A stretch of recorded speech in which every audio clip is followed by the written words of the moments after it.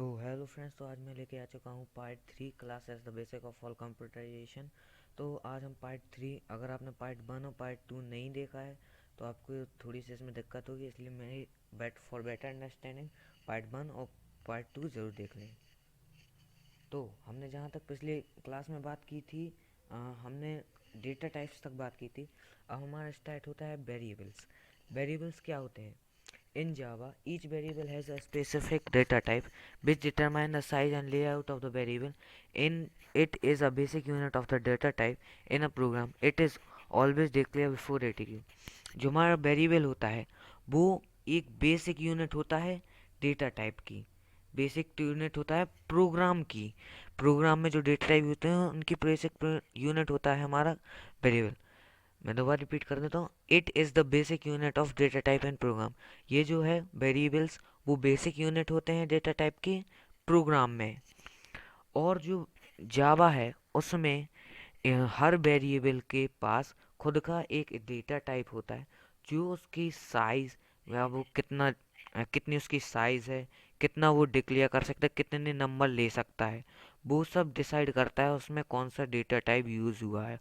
और वेरिएबल का यूज करने के पहले उन्हें डिक्लेयर करना पड़ता है। बिना डिक्लेयर किए आप उनका यूज़ नहीं कर सकते हैं। आप सोचे कि बाद में डिक्लेयर करें, वो पहले बाद में डिक्लेयर करेंगे, पहले यूज कर लेना, नहीं, पहले हमें डिक्लेयर करना पड़ेगा उसके बाद यूज़। इस तरह से हम आइसक्रीम पहले खा लें बाद में पैसे देंगे, वो सॉरी, पहले खा लें बाद में खरीदेंगे, ऐसा नहीं करते हम पहले खरीदते हैं फिर खाते हैं आइसक्रीम। ऐसी कपड़ों का कि हम पहले पहनते नहीं हैं, पहले हम खरीदते हैं उसके बाद पहनते हैं। ऐसा नहीं है आप मॉल गए वहाँ से कपड़े उठाए पहने बाद में खरीद लिया, ऐसा नहीं। सबसे पहले हम उसको डिक्लेयर करते हैं, मतलब पहले खरीदते हैं। अब डिक्लेरेशन, हमारा डिक्लेरेशन क्या होता है? If a user declare a variable without a value, it is known as variable declaration. मतलब हम डेटा टाइप को लगाकर वेरिएबल को लिख दें तो हमारा वेरिएबल डिक्लेयर हो गया है। जैसे कि मैंने एग्जांपल दिया है, इंट आई और सेमीकोलन, ये है डिक्लेरेशन। डिक्लेरेशन मतलब कि कोई डाटा टाइप लगाएं हम एक वेरिएबल के आगे, और अगर हम कोई डेटा टाइप लगाएं और फिर वेरिएबल लिख दें और सेमी कॉलम विथआउट वैल्यू दिए उसको, पहले केवल ऐसे लिख दें, तो इसे कहेंगे हम वेरिएबल डिक्लेरेशन। इसे कहते हैं हम वेरिएबल डिक्लेरेशन। और नेक्स्ट, और ये दो टाइप के वेरिएबल डिक्लेरेशन होते हैं, सिंगल वेरिएबल डिक्लेरेशन और मल्टीपल वेरिएबल डिक्लेरेशन। जो ये टाइप है जो मैंने अभी लिख के बताया आपको, ये है सिंगल वेरिएबल डिक्लेरेशन। अगर हम चाहें तो ऐसे लिख सकते हैं, इनटू आई ए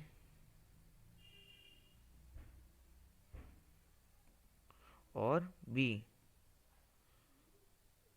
फिर सेमी कॉलम। ये होगा हमारा इंट आई ए बी। मतलब इसमें हमने कितने वेरिएबल दिए? Multi variable. मतलब एक से ज़्यादा वेरिएबल देने का मतलब है मल्टी वेरिएबल, मतलब बहुत सारे वेरिएबल को एक डेटा टाइप की मदद से डिक्लेयर करने को ही हम कहते हैं multi variable declaration. Initialization. What is initialization? Initialization is the a variable declare, एक second, with a value, sorry यहाँ पर विथ नहीं है, विथआउट नहीं है, with a value is known as, if a variable is declare with a value is known as variable initialisation. अगर हम किसी वेरिएबल को वैल्यू के साथ इनिशियलाइज कराएं तो वो कहलाता है वेरिएबल इनिशियलाइजेशन। जैसे कि एग्जांपल है, इंट आई इक्वल्स टू 21। हमने यहाँ पर जो आई है उसे 21 के साथ, मतलब वैल्यू के साथ डिक्लेयर किया है, तो हम उसे कहेंगे वेरिएबल डिक्लेरेशन। इसमें भी हमारे दो टाइप होते हैं, सिंगल वेरिएबल डिक्लेरेशन और मल्टी वेरिएबल डिक्लेरेशन। तो हमारा सिंगल वेरिएबल डिक्लेरेशन का जैसे कि ऊपर एग्जांपल देख सकते हैं, इंट आई जो होगा, ये कॉमा है थोड़ी ऊपर हो गया, A equals to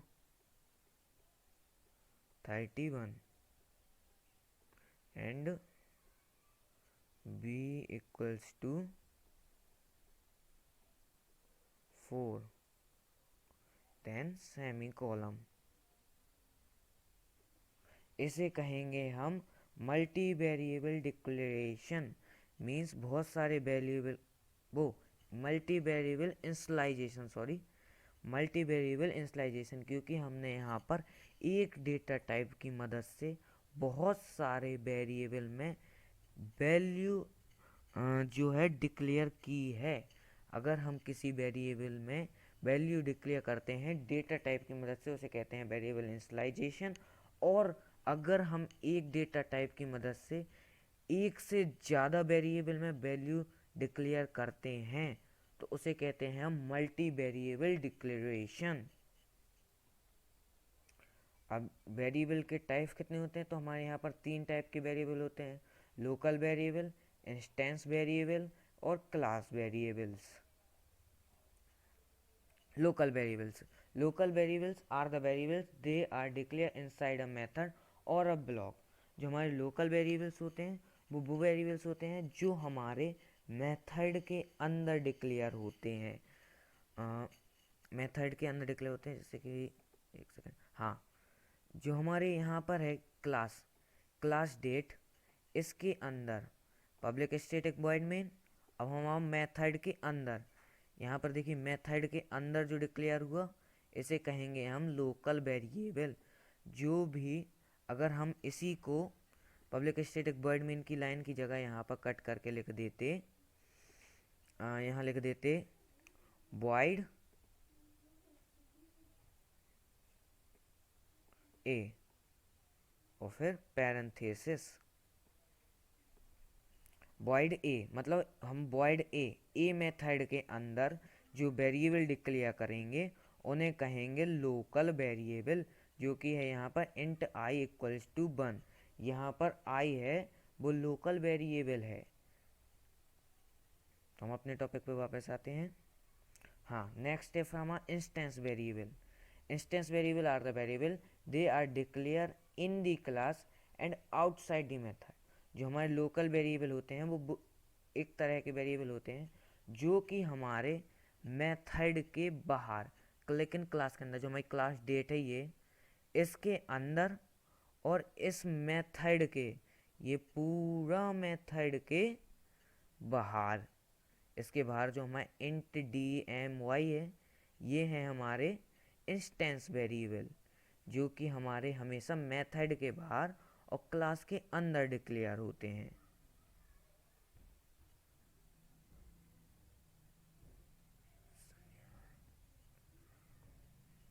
I think that आपको क्लियर हो गया होगा। अब हमारी class variable, what a class variable. Class variables are the variable they are declare in a class and outside a method or a block with a keyword statics. मतलब हमारा simple है, यहाँ पर मैंने थोड़ी सी गलत लिख दिया, यही नहीं होते। अगर हम इन्हीं वेरिएबल के आगे एक वर्ड जोड़ देते स्टेटिक, तो ये हमारे कहलाते क्लास वेरिएबल्स। इंस्टेंस वेरिएबल के आगे अगर हम स्टेटिक लगा दें तो वो कहलाते हैं हमारे क्लास वेरिएबल्स। जैसे कि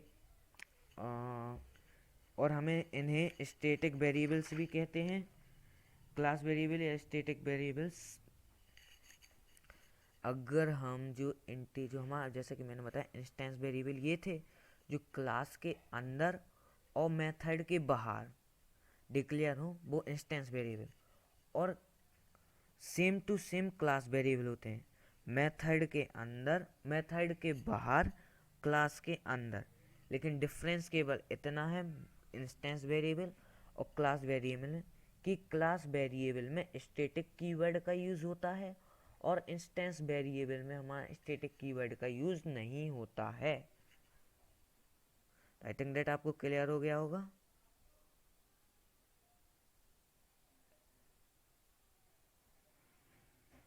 अगर मैं इसको काट दूं तो यहाँ पर मैं यहाँ लगा दूं स्टैटिक, इसे कहेंगे हम क्लास वेरिएबल या फिर static variable. The scope and life time of variable, हमारी स्कोप या वेरिएबल की लाइफ टाइम कितनी होती है?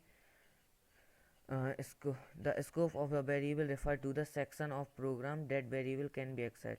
मतलब स्कोप होता है हमारे वेरिएबल के कि हम कहाँ से और कहाँ के बीच में वेरिएबल को कॉल कर सकते हैं, उसे कहते हैं हम स्कोप ऑफ वेरिएबल। और लाइफ टाइम ऑफ वेरिएबल की जो वेरिएबल है वो मेमोरी में कब तक रहेगा, रहने वाला है।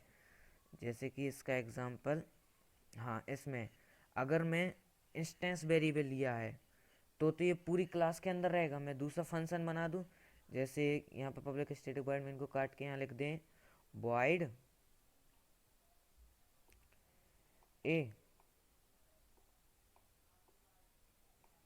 और इसके बाहर यहाँ पर भी एक और फंक्शन बना दूं, यहाँ ब्रैकेट बंद करके वॉइड बी और खोल लूँ पैरेंथेसिस। तो हमारा जो इंस्टेंस वेरिएबल है उन्हें तो हम दोनों मेथड में यहाँ पर भी लिख सकते हैं, उनका यूज कर सकते हैं, और इस वाले मेथड में भी यूज कर पाएंगे। यहाँ पर मैं दे दूँ इंट वो d इक्वल्स टू आई, वो d इक्वल्स टू 1+2, तो मेरा एरर नहीं आएगा इसमें प्रोग्राम में। लेकिन जो हमारे लोकल वेरिएबल्स हैं वो मेथड के बाहर नहीं जा सकते, वो मेथड के अंदर ही यूज़ होंगे। लोकल वेरिएबल्स अगर मैं दूसरे मेथड में i इक्वल्स टू 1+2 करूँ तो हमारा वो एक्सेस ही नहीं होगा और एरर आएगी यहाँ पर। लेकिन हमारा d एक्सेस हो जाएगा क्योंकि ये इंस्टेंस वेरिएबल, मतलब ये क्लास के अंदर कहीं पर भी इसे कॉल किया जा सकता। लेकिन इन लोकल वेरिएबल को केवल मेथड के अंदर ही कॉल किया जाता है, और इसे ही हम कहते हैं स्कोप। हमारा स्कोप लोकल वेरिएबल का होता है मेथड में, इंस्टेंस वेरिएबल का पूरे क्लास में, क्लास के अंदर कहीं पर भी। और लाइफ टाइम कि हमारा ये कब तक रहेगा, मेथड के बाहर ख़त्म हो जाएगा, इसकी लाइफ ख़त्म है। और लेकिन इसकी लाइफ रहेगी मेथड के बाहर, लेकिन क्लास के बाहर इसकी लाइफ ख़त्म है। इसे कहते हैं हम life time and scope of variables. Now we are at the end of the module. I think that आपको पूरा वीडियो समझ में आया होगा वेरिएबल का रिलेटेड। अगर आपने पुराने वीडियो नहीं देखे हैं देख लीजिए। Thank you, like and subscribe my channel.